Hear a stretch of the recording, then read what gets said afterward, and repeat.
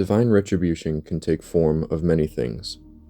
Ancient peoples believed natural disasters were caused by the gods they believed in to be angry or displeased with their actions.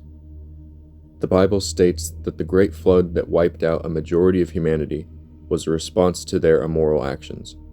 Many believe that an abstract concept such as divine retribution can only exist in the shape of the world wreaking havoc on its inhabitants in a seemingly calculated way.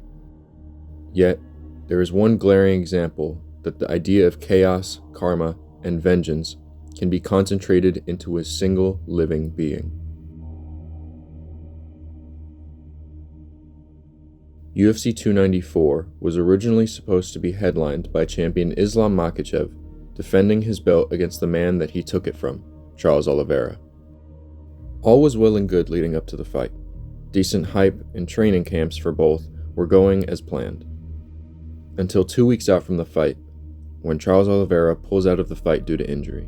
This results in Alexander Volkanovski stepping in for his shot at gold and a chance to avenge his razor-close decision loss to Makhachev. Makhachev would go on to head-kick KO Volkanovski in the very first round. Under any other circumstances, this would be something that just happens in MMA. But that one single pullout from Oliveira would completely shatter the timeline and anger the gods of war to a degree where they decided to send the living embodiment of chaos into the UFC. Soon after 294, Volkanovski would be set to defend his belt against such embodiment of chaos. Now, Volk was the greatest featherweight to ever exist, and still is. That fucker just won the belt back. Being undefeated at 145 with a total of 5 title defenses, it looked like Volkanovski would seemingly never lose in his weight class. Foreshadowing is a narrative device in which suggestions or warnings about events to come are dropped or planted. Enter Ilia Topuria. Also undefeated and riding the momentum of success, at UFC 298, Volkanovski and Topuria would fight to see who would rule the division. Topuria would brutally knock Volkanovski out cold in the second round to become the new featherweight champion, and that's only the first bit of wrath he would cause.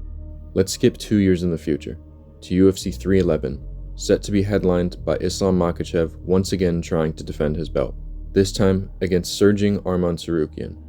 And once again, just like 294, the challenger would pull out, this time the day before from injury. This would cause number 10 ranked Renato Moicano to step in on less than 24 hours notice to fight Islam Makhachev. What is it like to get the call on 1 day's notice? I don't give a fuck. Now you may be asking, what the fuck does any of that have to do with Ilia Topuria? Well, not long after UFC 311, UFC President Dana White would go on to Instagram in a live stream to announce that Ilia Topuria was moving up to lightweight in hopes to secure a fight with Makhachev. Little did we know, but this would be essentially a destruction of the lightweight rankings. Nobody knows who's fighting who. Nobody knows who's fighting for the belt next. Nobody even knows if Makhachev is sticking around at lightweight, all because Topuria moved up in weight. At the time of this recording, Jack Della Maddalena has just beaten Bilal Muhammad for the welterweight belt, and that fight was set to decide whether or not Makhachev would stay at lightweight to fight Topuria, or if he would move up to fight Maddalena due to him and Bilal being besties or whatever the fuck their situation is. Now that Maddalena has won, we will never see the super fight of Ilia versus Islam, but instead get Ilia versus Oliveira at International Fight Week 2025. And personally, as much as I like Oliveira, I see it as one more act of retribution being dealt to us. Now, does this make him a force of chaos, evil, and unforgiving damnation? Depends on how you look at it. But if you're asking me, Oliveira and Arman committed one of the biggest crimes you can in fighting, pulling out of a title fight. And when you commit a crime, you must be disciplined.